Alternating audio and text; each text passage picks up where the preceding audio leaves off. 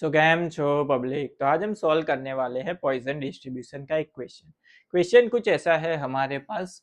The average number of phone calls per minute coming into a switch board between 2 PM to 4 PM is 2.5। यहाँ पे data हमको दिया हुआ है कि 2 PM से लेके 4 PM के बीच में पर मिनट जो कॉल आते हैं वो जो एवरेज है वो कितना नंबर है 2.5 गिवन है। इसका यूज करके the determine the probability that one particular minute there will be, first question दिया हुआ है 4 और फ्यूअर, मतलब यहाँ पे ये जो फर्स्ट क्वेश्चन में हमको प्रोबेबिलिटी फाइंड आउट करनी है वो करनी है या तो 4 होगा या फिर 4 से कम मिनट होगी, वो हमको फाइंड आउट करनी है कि कितनी प्रोबेबिलिटी होगी उसकी। या फिर सेकेंड क्वेश्चन ऐसा दिया हुआ है मोर देन 6 कॉल से ज्यादा आए उसकी प्रोबेबिलिटी कितनी होगी, वो दोनों चीज यहाँ पे हमको फाइंड आउट करनी है। यहाँ पे सबसे पहले क्वेश्चन जो है वो किस में से है, पॉइजन डिस्ट्रीब्यूशन में है। तो पॉइजन डिस्ट्रीब्यूशन की प्रोबेबिलिटी फाइंड आउट करने की फॉर्मूला आपको पता होनी चाहिए।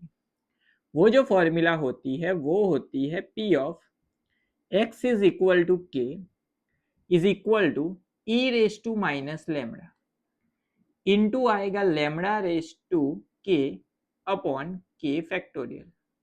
ये फॉर्मूला होती है जहां पे लेमड़ा की वैल्यू आपको क्वेश्चन में गिवन होगी।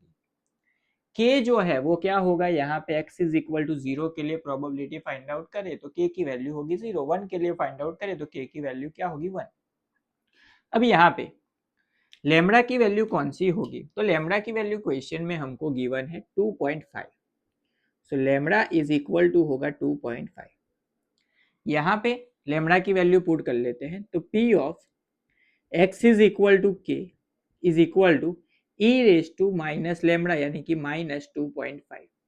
यहाँ पे आएगा 2.5 raise to k upon k factorial. अब यहाँ पे फर्स्ट क्वेश्चन जो है वो देखते हैं। फर्स्ट क्वेश्चन में हमको क्या पूछा गया है, तो फर्स्ट क्वेश्चन में हमको फाइंड आउट करना है प्रोबेबिलिटी फॉर 4 और फियर, मतलब 4 होगा या फिर 4 से कम होगा, यानी कि प्रोबेबिलिटी फाइंड आउट करनी है x लेस देन और इक्वल टू 4 के लिए। अभी x लेस देन और इक्वल टू 4 मतलब 0 1 2 3 4, ये 5 वैल्यूज हमको फाइंड आउट करनी है। k की जगह पे 0 1 2 3 एंड 4। अभी इक्वेशन में सबसे पहले अगर हम फर्स्ट फाइंड आउट करते हैं k की वैल्यू 0 के लिए, यानी कि probability of x is equal to 0।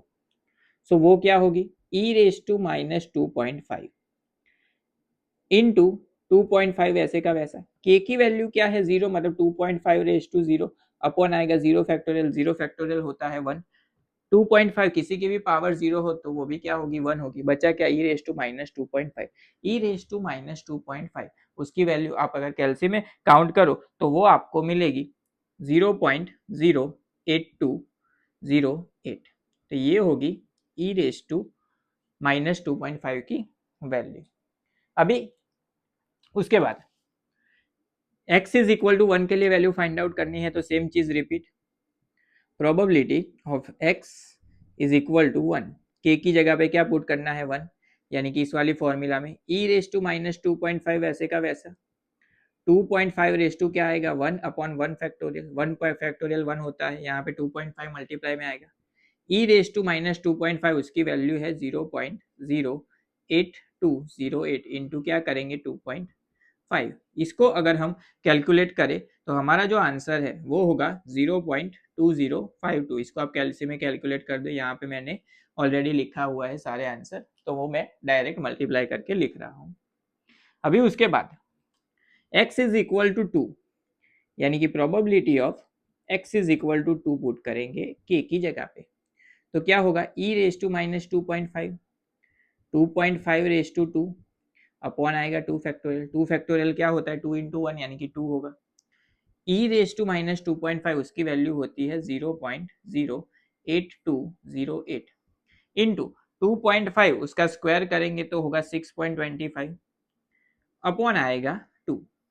इसको अगर हम कैलकुलेट करें तो हमारा जो आंसर है वो हमको मिलेगा 0.2565। उसके बाद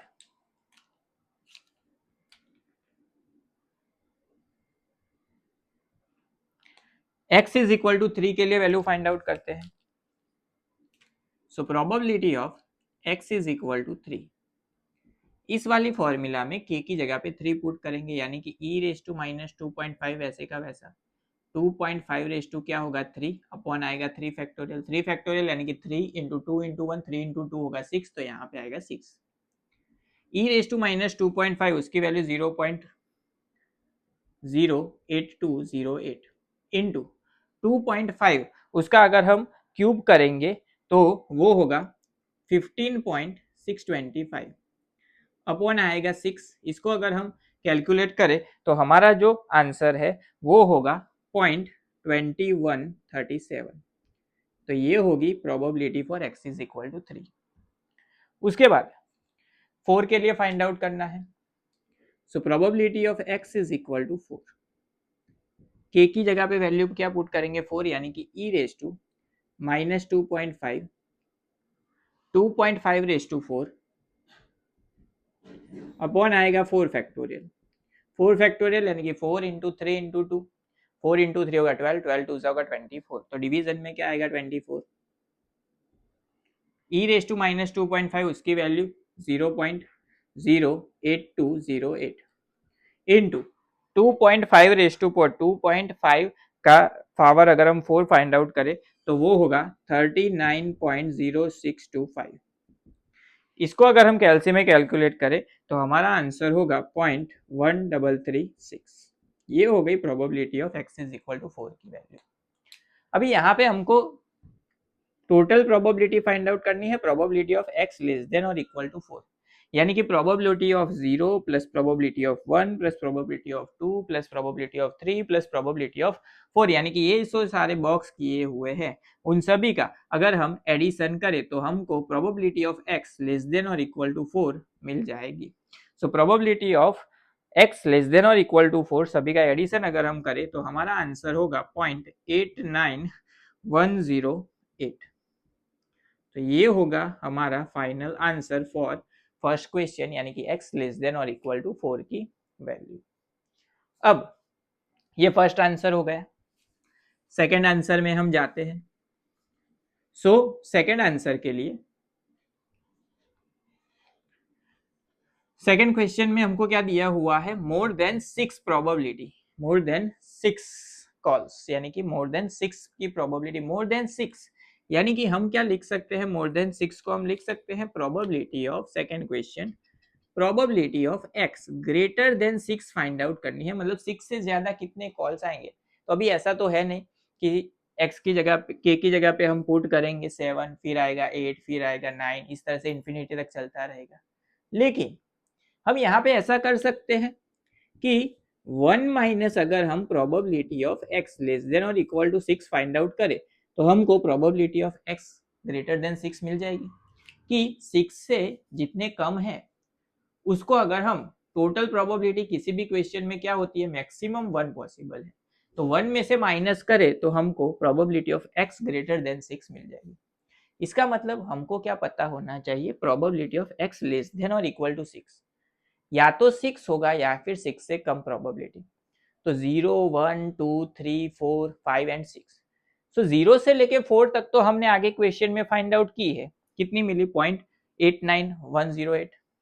तो हम क्या करेंगे, अब यहाँ पे फाइंड आउट कर लेते हैं probability of x is equal to 5 and 6 के लिए, फिर उसमें प्लस कर देंगे तो हमको ये वैल्यू मिल जाएगी।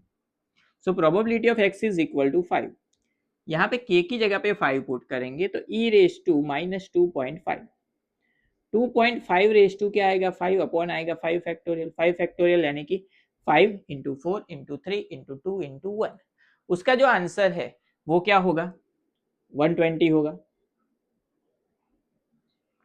अभी e रेज टू माइनस 2.5 उसकी वैल्यू क्या थी 0.08208 इंटू 2.5 रेज टू अगर हम फाइंड 5 करेंगे तो हमको मिलेगा 97.65625, कैलसी में कैलकुलेट करना पड़ेगा ये सब। इसको अगर हम कैलकुलेट करें कैलसी में तो हमारा जो आंसर है वो हमको मिलेगा 0.06679। तो ये होगी हमारी probability of x is equal to 5 की वैल्यू। उसके बाद 6 के लिए फाइंड आउट करना है, यानी कि probability of x is equal to 6, तो k की जगह पे 6 पुट करेंगे यहाँ पे। So e raise to minus 2.5, 2.5 raise to 6 upon आएगा 6 फैक्टोरियल, 6 फैक्टोरियल यानी कि 6 into 5 into 4 into 3 into 2 into 1। उसका जो आंसर है वो क्या होता है 720, इसको 6 से मल्टीप्लाई कर दो तो 720 मिलेगा। e रेस टू माइनस 2.5 उसकी वैल्यू क्या होती है 0.08208 इंटू 2.5 रेस टू 6 वो होगा 244.140,625। इसको अगर हम कैलकुलेट करें कैलसी में तो हमारा जो आंसर है वो होगा 0.02783। अभी यहाँ पे हमको क्या चाहिए x लेस देन और इक्वल टू 6 चाहिए।